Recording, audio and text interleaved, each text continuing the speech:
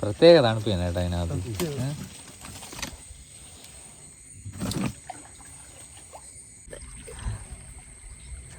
ഇത് കറക്കുന്നതിന് ഒരു പ്രത്യേക ശൈലിയുണ്ട് കേട്ടോ.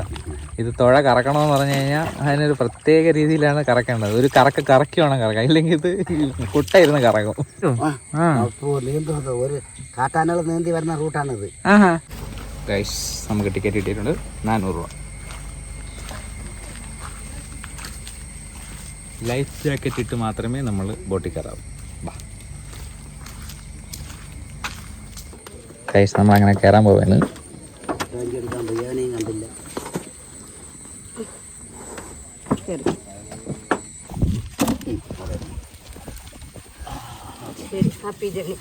Thank you.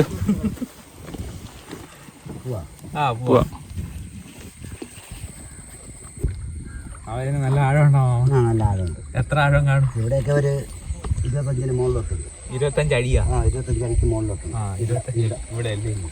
അങ്ങോട്ടമ്മ ഇങ്ങോട്ട് കൂടും, വീണ്ടും കൂടും. ഗൈസ് നമ്മളിപ്പം യാത്ര ചെയ്തുകൊണ്ടിരിക്കുന്നത് കുട്ടവഞ്ചിയിലാണ്. അപ്പോൾ ഇത് നെയ്യാർ ഡാമിൻ്റെ കാച്ച്മെൻറ്റ് ഏരിയയാണ് കേട്ടോ.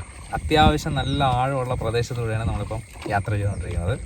നമ്മൾ 15 മിനിറ്റാണ് പറഞ്ഞിരിക്കുന്നത്, അല്ല സോറി അരമണിക്കൂറാണ് പറഞ്ഞിരിക്കുന്നത്. 15 മിനിറ്റ് ഒരു വാക്കും തിരിച്ച് അതേപോലെ 15 മിനിറ്റ് തിരിച്ചു വരാൻ, അങ്ങനെയാണ് നമ്മൾ യാത്ര ചെയ്യുന്നത്. ഇപ്പോൾ ഇവിടെ നല്ല വെള്ളം കയറി കിടക്കുകയാണ്. മഴ പെയ്ത് നല്ല വെള്ളം, അത്യാവശ്യം നല്ല രീതിയിൽ തന്നെ വെള്ളമുണ്ട്. വേനൽ സമയത്ത് ഇത്രയും വെള്ളം ഉണ്ടാവില്ല. ഇപ്പം നമ്മൾ എത്ര ദൂരം പോകും ചേട്ടാ? ഇവിടെ നിന്ന് അരമണിക്കൂർ മാക്സിമം അല്ലേ? അതെ. അപ്പുറത്തൊന്നും കറങ്ങിയൊന്നും പോകാൻ പറ്റില്ല. ഒരു മണിക്കൂർ വേണം. ഒരു മണിക്കൂർ വേണം. അങ്ങനെ വല്ല സമ്പ്രദായം ഉണ്ടോ? നേരത്തെ ഉണ്ടായിരുന്നു. അത് മറ്റേ റിസ്ക് ആയതുകൊണ്ട് നിങ്ങൾക്ക് ഇതിനകത്ത് ഈ ക്രോക്കഡൈലൊക്കെ ഉണ്ട്. ആയിക്കഴിഞ്ഞാൽ പെട്ടെന്ന് ഓടിയെത്താനുള്ള സ്പീഡ് ബോട്ടൊന്നും ഇല്ലാത്തതുകൊണ്ട്. സ്പീഡ് ബോട്ടിൻ്റെ കാര്യം ഇവിടെ നമുക്ക് സ്പീഡ് ബോട്ട് അവൈലബിൾ അല്ല. കാര്യം എന്താണെന്ന് അറിയാമോ? ഇവിടെ നമ്മൾ ആന പുനരധിവാസ കേന്ദ്രമാണ്. അപ്പോൾ ആ ആനകളെ കുളിപ്പിക്കുന്നതും അതുപോലെ തന്നെ ഇവിടുത്തെ വെള്ളത്തിലാണ് ആന കുടിക്കുകയൊക്കെ ചെയ്യുന്നത്. അത് ആന കൺസ്യൂം ചെയ്യുന്ന വെള്ളമാണ്. അപ്പോൾ അത് മലിനമാക്കാതിരിക്കാനാണ് സ്പീഡ് ബോട്ട് ഇവിടെ ഇറക്കാത്തത്. അപ്പുറത്തും നമുക്ക് പോയായിരുന്നല്ലോ നേരത്തെ. ഇപ്പോൾ ആ പരിപാടിയില്ല. ഇപ്പം ആ പരിപാടിയില്ല. മണ്ണിട്ട് റോഡ് നിർമ്മിച്ച് ഇതിനകത്തൊരു പമ്പ് ഹൗസ് പണിഞ്ഞ് ജനുവരി ഫെബ്രുവരി മാസത്ത് ഈ വെള്ളം തമിഴ്നാട് പാറശാല നെയ്യാറ്റക്കര കാലുമുക്കം ഇങ്ങനെ കൊടുക്കുന്നത് കൊണ്ട്, കൃഷിക്കും കുടിവെള്ളത്തിനും കൊടുക്കുന്നത് കൊണ്ട് ഈ വെള്ളം വലിഞ്ഞങ്ങ് താഴെ പോകും. അപ്പൊ ഈ ആനകളെ ഇറക്കി കുളിപ്പിക്കാനൊന്നും ഇവിടെ വെള്ളം ഇല്ല. അപ്പൊ അതിനകത്തൊരു പമ്പ് ഹൗസ് പണിഞ്ഞു. മതപ്പാടായിട്ട് നിൽക്കുന്ന ആനകളെ കൂടുകൾ ക്ലീൻ ചെയ്യാനും ആനകളെ കൂടുകളിലേക്ക് വെള്ളം എത്തിക്കാനും വേണ്ടിയിട്ട്. അപ്പൊ ആ സമയത്ത് നമുക്ക് അവിടെ പോകാൻ പറ്റും. ആ സമയത്തിനൊക്കെ അവിടെ പോകാൻ പറ്റും. പണ്ട് നമ്മൾ എപ്പോഴും വന്ന സമയത്ത് അവിടെ വന്നിട്ടുണ്ട്. പഴയ പമ്പ് ഹൗസ് ആണ്. പഴയ പമ്പ് ഹൗസ് നമ്മളെ കർണാടക മന്ത്രി ഭരണകാലത്തൊക്കെ വെച്ച പമ്പ് ഹൗസ് ആണ്. അത് മാറ്റി ഇപ്പൊ പുതിയത് പണിതില്ലേ? പുതിയത് ചെറുതായിട്ടാണ് ഈ കൂടുകളിലേക്ക് മാത്രം. മറ്റേതല്ലാതെ നമുക്ക് ഈ തമിഴ്നാട്ടിലേക്ക് വെള്ളം കൊടുക്കാനായിട്ട് പമ്പ് ഹൗസ് കാളിപ്പാറയാണ്. നെയ്യാർ ഡാം. ഇത് നമ്മളെ അഗസ്ത്യ റോഡത്തിന്റെ ഭാഗമാണ്. ഈ കാണുന്ന അഗസ്ത്യ റോഡിന്റെ ഭാഗമാണ് അല്ലേ? മൃഗങ്ങൾ പാസ് ചെയ്ത് ഈ ഐലൻഡിലേക്ക് പോകുന്ന റൂട്ടാണിത്. ഇത് ഇതാണ്ട മൃഗങ്ങളുടെ വഴി എന്താണ്? ഇവിടെ ചാലുകളാണ്. ആന പിന്നെ കാട്ടുപോത്ത്, പുലി, കടുവ ഇതൊക്കെ ഉണ്ട്. കാട്ടുപന്നി. അല്ല ഇതിപ്പോ ഈ വെള്ളത്തിൽ എങ്ങനെ ഇത് ക്രോസ് ചെയ്യും? വെള്ളത്തിൽ അവർ നീന്തി വരും. നീന്തും. ഒരു കാട്ടാനകൾ നീന്തി വരുന്ന റൂട്ടാണിത്. അത് വനമാണ്. അതിന്റെ മറുസൈഡാണ് നെയ്യാറിന്റെ മെയിൻ ഒഴുക്ക്. അവിടെ നിന്ന് നീന്തി നമ്മളെ ഈ വനത്തിൽ കയറിയിട്ട് ഇവിടെ നിന്ന് നേരെ ഐലൻഡിൽ വരും. നമ്മൾ ഇതില് നമ്മൾ തുഴഞ്ഞു പോകണമെങ്കിൽ നെയ്യാർ ഡാം എത്ര ദൂരം ഉണ്ട് ഇവിടെ നിന്ന്? സ്പീഡ് ബോട്ടിന് 20 മിനിറ്റ്. നല്ല 7.5 കിലോമീറ്റർ. ഞാൻ അവിടെ ചേച്ചിയുടെ വെച്ചാൽ 14 കിലോമീറ്റർ എന്ന് പറഞ്ഞു ഇതുവഴി പോകണമെന്നുണ്ടെങ്കിൽ ആയിരിക്കും. ഗൈസ് നിങ്ങളിവിടെ വരുവാണെന്നുണ്ടെങ്കിൽ ഇത് എക്സ്പീരിയൻസ് ചെയ്യണം. കുറേ കാഴ്ചകൾ നമുക്ക് കാണാൻ പറ്റും, കുറേ വിവരങ്ങളും അറിയാൻ പറ്റും. നമ്മളെ ഈ അഗസ്ത്യവനം നമ്മളെ അഗസ്ത്യവനത്തിന്റെ അതാണ് എൻഡ്. അത് നമ്മളെ തമിഴ്നാടിന്റെയും കേരളത്തിന്റെയും അതിർത്തി. അത് കഴിഞ്ഞിട്ട് അംബാസമുദ്രം, തെങ്കാശി, പാവനാശം, പിന്നെ കർണാടക വരെ ഈ വനം കിടക്കുകയാണ്. പശ്ചിമഘട്ടം മൊത്തം മുംബൈ വരെ ഉണ്ട്. അതെ അതെ അതെ അതെ. അതിന്റെ തുടക്കം എവിടെയാണ്? എവിടെയാണ്?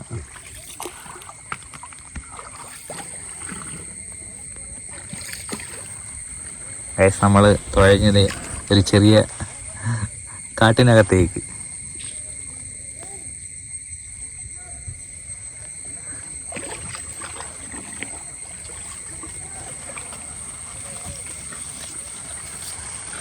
ഓ കൊള്ളാലോ.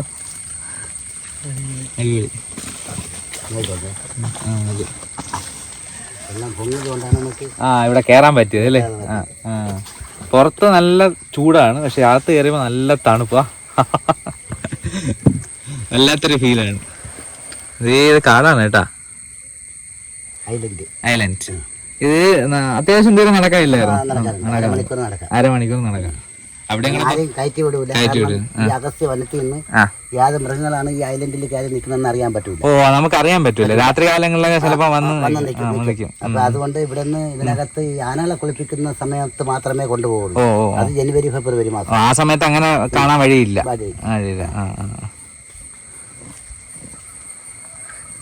ഈ കാണുന്നത് ഒരു ഐലൻഡാണ് കേട്ടോ. ഇത് നമുക്ക് പണ്ട് വന്നു കഴിഞ്ഞാൽ ഇതിനകത്തൊക്കെ കയറാൻ പറ്റുമായിരുന്നു. ഇപ്പം ഇതെല്ലാം അവർ ഒരു ബ്ലോക്ക് ചെയ്തൊക്കെയാണ്, ഇതിനകത്ത് കയറാൻ പറ്റൂല. കേസ് ഇത് കറക്കുന്നതിന് ഒരു പ്രത്യേക ശൈലിയുണ്ട് കേട്ടോ. ഇത് തുഴ കറക്കണമെന്ന് പറഞ്ഞു കഴിഞ്ഞാൽ അതിനൊരു പ്രത്യേക രീതിയിലാണ് കറക്കേണ്ടത്. ഒരു കറക്കി വേണം കറക്കാം, ഇല്ലെങ്കിൽ ഇത് കുട്ട ഇരുന്ന് കറങ്ങും. തുഴ കറങ്ങൂല, ഇങ്ങനെ കുട്ട കറങ്ങിക്കൊണ്ടേയിരിക്കും. നമ്മളിപ്പം മറ്റൊരു സൈഡിലേക്ക് എത്തി. ഇതിപ്പോൾ അഗസ്ത്യ വനമാണ് കേട്ടോ. നമ്മൾ കണ്ടത് നമ്മൾ ഐലൻഡിൻ്റെ സൈഡാണെങ്കിൽ ഇത് അഗസ്ത്യ വനമാണ്. അതായത് അഗസ്ത്യാർകൂടത്തിൻ്റെ ഒരു പോർഷനായിട്ട് വരും. അതായത് അതിൻ്റെ ബേസ് സ്റ്റാർട്ടിങ് പശ്ചിമഘട്ടം തുടക്കം എന്ന് വേണമെങ്കിൽ പറയാം. മരമെല്ലാം ചാഞ്ഞ് ഇറങ്ങി നിൽക്കുകയാണ്. ഓ, ഇതിന്റെ അടിയിൽ കൂടെ. ഇപ്പൊ നമ്മൾ അതിന്റെ മണ്ടേ കൂടെയാണ് പോണത്. ഗൈസ്, ഇതൊരു മരമാണ് കേട്ടോ. മരത്തിന്റെ താഴെ കൂടെ ആയിരുന്നു നേരത്തെ പോയിക്കൊണ്ടിരുന്നത്. ഇപ്പൊ ഇത് മേളിലായി. അത്രമാത്രം വെള്ളം ഉണ്ടെന്നാണ് എൻ്റെ അർത്ഥം. എന്റെ പേര് പറഞ്ഞില്ല. എന്റെ പേര് ചന്ദ്രൻ. ചന്ദ്രൻ. ഞാൻ ഇവിടെ വന്നിട്ട് 2014 വന്ന്, ഇപ്പൊ ഈ 2025 എനിക്ക് നിൽക്കാൻ ദൈവം ഒരു ഭാഗ്യം. അന്ന് തൊട്ട് ഇതുവരെ കുട്ടവഞ്ചിയൊക്കെ തന്നെ. ഫസ്റ്റ് ഞാൻ കയറിയപ്പോഴത്തേക്ക് ഫൈബർ ബോട്ടായിരുന്നു. 4 പേരും 2 പിള്ളേർ വെച്ചാണ് ചെയ്തുകൊണ്ടിരുന്നത്. അത് കഴിഞ്ഞിട്ട് ചങ്ങാടമായി. ഇപ്പൊ ഇതാ കുട്ടവഞ്ചി. ഇത് ചേട്ടന് നേരത്തെ തുഴയാൻ അറിയാം? ഇത് ഞാൻ തന്നെ ഇവിടെ നമ്മളിവിടെ വരുന്ന ട്രെയിനിങ്സ് ഒക്കെ ജീവനക്കാർക്ക് പഠിപ്പിച്ചു കൊടുത്തു. കുറച്ച് നേരമേ ഉള്ളൂ, പക്ഷെ അത് വർത്തായിട്ടുള്ള സംഭവമാണ്. നിങ്ങൾക്ക് 200 രൂപ കൊടുത്താൽ ഒരു നഷ്ടമില്ല. അതായത് ഒരാൾക്ക് 200 രൂപ കൊടുത്താൽ ഒരു നഷ്ടമില്ല. കുറച്ച് ദൂരമേ പോകുന്നുള്ളൂ, പക്ഷെ ആ പോകുന്നതിലുള്ള കാഴ്ചകളൊക്കെ നല്ല ഭംഗിയുള്ള കാഴ്ചകളാണ്. ഞാൻ എല്ലാം ഒന്നും ഇതിനകത്ത് പകർത്തിയിട്ടില്ല, കുറച്ച് കാര്യങ്ങളെ പകർത്തിയിട്ടുള്ളൂ. കൂടുതൽ കാര്യങ്ങൾ പകർത്തുന്നതെന്ന് പറഞ്ഞാൽ അത് ഭയങ്കര ലെങ്തി വീഡിയോ ആയിപ്പോൾ, അതുകൊണ്ടാണ് ഞാൻ പകർത്താത്തത്. നിങ്ങൾ വന്ന് കാണുക കേട്ടോ, അത്രയും നല്ല സ്ഥലമാണ്. വെള്ളം കയറി നിൽക്കുന്നത് ഒരു ഭാഗ്യമാണെന്ന് വേണമെങ്കിൽ പറയാം. കുറച്ച് പൊക്കത്തിരുന്ന് നമുക്ക് കാഴ്ചകൾ കാണാം. ഇവിടെ നമുക്ക് പെഡൽ ബോട്ട് ഉണ്ട്, കുട്ടവഞ്ചി ഉണ്ട്, ചങ്ങാടമുണ്ട്, ബാംബു റാഫ്റ്റിംഗ്. ബാംബു റാഫ്റ്റിംഗ് നമ്മൾ എത്ര പേരാണ്? നമുക്ക് ഇപ്പോഴും മിനിമം 6 പേരെ വെച്ച് കൊണ്ടുപോകാം. 6 പേരെ വെച്ച് 8 പേരെ വെച്ചാണ് എടുത്തത്. ഇപ്പൊ ഈ ഒരു ഏകദേശം ഇത് പഴക്കമായതുകൊണ്ടെന്നാൽ ഞങ്ങൾ പണിയൊക്കെ ചെയ്ത് ഇപ്പോഴും 6 പേരെ വെച്ചാണ് കൊണ്ടുപോകും. 6 പേരെ. അങ്ങനെ 3 ടൈപ്പ് അല്ലെ? പെഡൽ ബോട്ട്, നമ്മൾ ഇത് കുട്ടവഞ്ചി, പിന്നെ ബാംബു റാഫ്റ്റിംഗ്. ഇതെല്ലാം അരമണിക്കൂർ തന്നെ. എല്ലാവരും. പക്ഷെ ബാംബു റാഫ്റ്റ് അരമണിക്കൂറിൽ എത്തൂല. 3/4 മണിക്കൂറാവും. കുറച്ചുകൂടെ സമയം.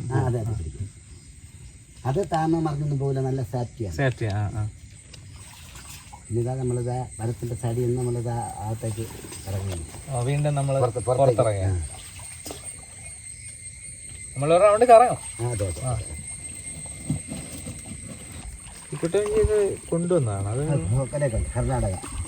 കാരണം അവര് നിർമ്മിച്ച് അവിടെ നിന്ന് ഉദ്യോഗസ്ഥർ പോയി ചെന്ന് അവരുടെ അടുത്ത് പറഞ്ഞ് അവർ പണി ചെയ്ത് അപ്പോഴേ തന്നെ അവർ പിന്നെ ഇവിടെ കൊണ്ടുവന്നാണ് നമ്മൾ കോട്ടിങ് ചെയ്യുന്നത്. ടാറിങ് ആണല്ലേ ഇതിന്റെ കോട്ടിങ്? ഞാൻ വിചാരിക്കുന്നത് ഗൈസ്, ഈ കുട്ടവഞ്ചിയുടെ ബാക്കിൽ ഈ നമ്മൾ കറുത്ത കളർ കാണുന്നില്ലേ, അത് പറഞ്ഞാൽ ടാറാണ് സംഭവം കേട്ടോ. അതായത് വെള്ളം ഒരിക്കലും കയറാത്ത രീതിയിൽ ടാറ് കൊണ്ട് കോട്ട് ചെയ്താണ് ഈ സംഭവം ചെയ്തിരിക്കുന്നത്. ഈ സാധനം നിർമ്മിച്ചിരിക്കുന്നത് ഹൊക്കനക്കലിലാണ്. ഹൊക്കനക്കൽ അറിയാമല്ലേ, കർണാടക നമ്മളെ വെള്ളച്ചാട്ടമൊക്കെ ഉള്ളൊരു പ്രദേശം ഉണ്ടല്ലോ. നമ്മുടെ നരൻ സിനിമയിൽ നമ്മളെ മോഹൻലാലൊക്കെ മറ്റേ വെള്ളത്തിലൊക്കെ ഇറങ്ങുന്ന ഒരു പോർഷനൊക്കെ അടുത്ത സ്ഥലമില്ലേ, അവിടെ നിർമ്മിച്ച സാധനമാണ് കുട്ടവഞ്ചി. യഥാർത്ഥത്തിൽ കുട്ടവഞ്ചി എന്ന് പറയുന്നത് കുട്ട പോലെ ഇരിക്കുന്നത് കൊണ്ടും അത്യാവശ്യം വിസ്താരത്തിൽ ഈ സംഭവം കുട്ടയുടെ ആ ഒരു ഈറ്റ കൊണ്ട് നിർമ്മിച്ച സാധനമാണിത്. ഈറ്റയും മുളയും. നമ്മൾ ഇതുവഴിയാണ് വന്നുകൊണ്ടിരുന്നത്.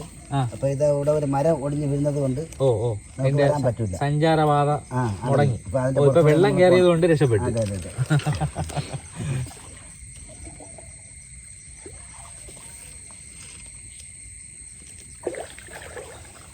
ഗൈസ് അങ്ങനെ നമ്മൾ എത്തിയിരിക്കുകയാണ് ഗൈസ്. ഒരു ചെറിയ ഷോർട്ട് റൈഡ് കഴിഞ്ഞ് നമ്മൾ എത്തിയിരിക്കുകയാണ്.